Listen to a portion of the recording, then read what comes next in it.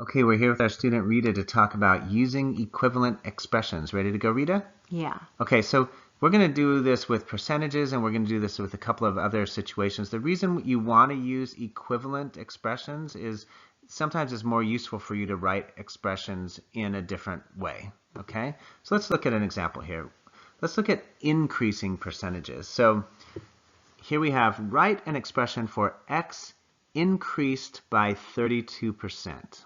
Okay, so we want to have some sort of math language or mathematical expression that represents the language x increased by 32%. So first let's ask ourselves, what is 32%? Can you write that as a fraction? Yeah. 32 over 100. Okay, good. And how about it as a decimal? Yeah, 0.32.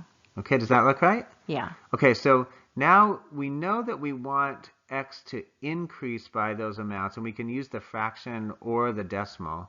But 32% of x, when we have of, that usually means multiplying. So you could multiply 32 100ths times x, or you could multiply, like we've written here, 0.32 times x. Does that make sense? Yeah. Okay, now that's how much it would be increased by, but there's still the x that we started with. So if x is going to be increased by 32%, we have to add x to that 0.32x.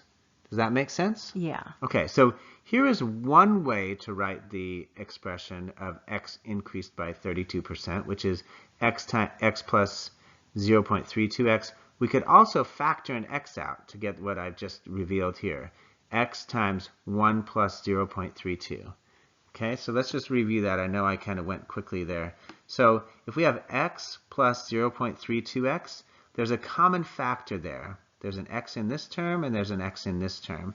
We can factor that out, leaving only x divided by x, or just 1 right here for the first term, and leaving plus 0.32 as the second term. So here you can see we've just factored to get this expression. Does that make sense? Yeah. Okay, so this is another way to write x increased by 32%.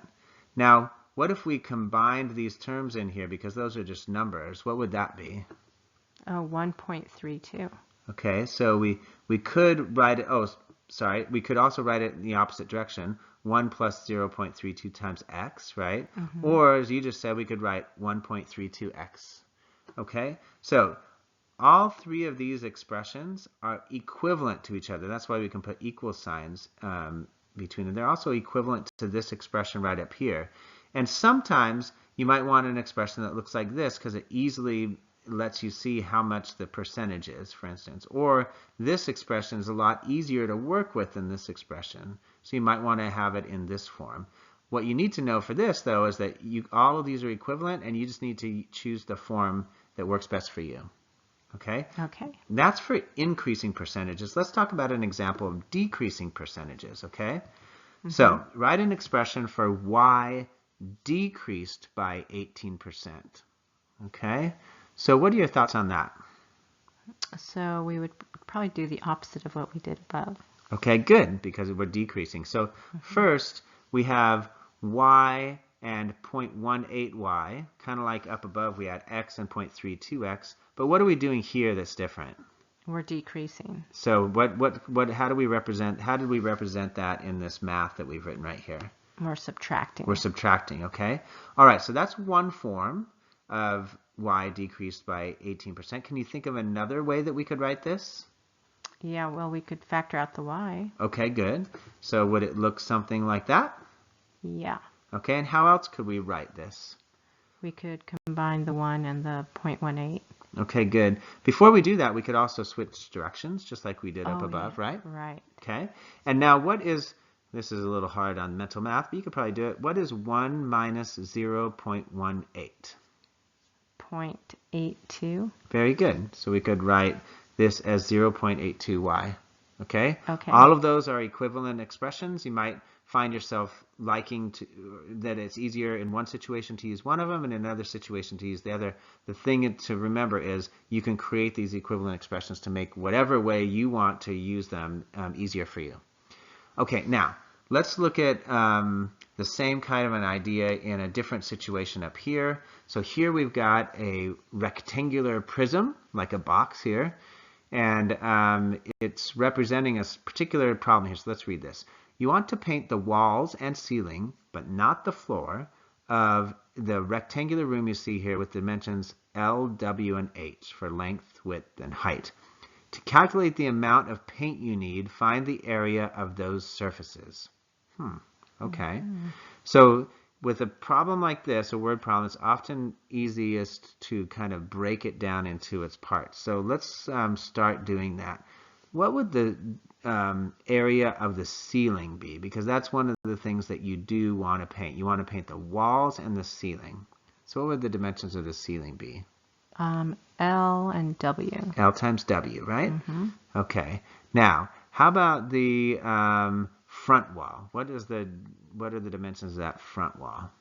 L and H. L times H, good. How about the back wall? The back wall would be H and W. Or no, the other side. Yeah, the opposite side, the one you can't see. This right here is the front, so the back wall that's over here that you can't see. That'll be the same. Okay, L times H? L times H. Okay, good. How about the right wall, the right-hand side wall? The W times H. W times H. And what about the left-hand side wall? Same as the right, so W times H. W times H. Okay, now that's all of the surfaces we're going to paint. We're not going to paint the floor. Right. What would the dimensions of the floor be, out of curiosity, if we were going to paint it? L times W. L times W. But we're not going to include that. So now what we want to do is we want to say, okay, the total area that we need to buy paint for is all of those things together. So what I've done here is I've rewritten all of these expressions and I'm adding them all up. And I didn't bother putting the dot multiplication sign between each just to make it easier. So I have LW plus LH plus LH plus WH plus WH, just like all these things I have here. Does that make sense? Yeah. Okay, so you might want to have your expression or your equation here to calculate in this form, or you might want to simplify by combining like terms. Do you see any like terms there? Yeah. Which ones? LH and WH. Okay, so here we have LH plus LH, and here we have WH plus WH. So what's another way that we can write an equivalent equation or expression here for the area? LW plus 2LH plus 2WH. Very good. You got it. Okay, and that second equation for the area is probably a little bit easier to work with. If you were actually going out and buying paint, you'd have to do a little bit less math. But you could also use this equivalent expression if you wanted to. Make sense? Yep. Okay, very good.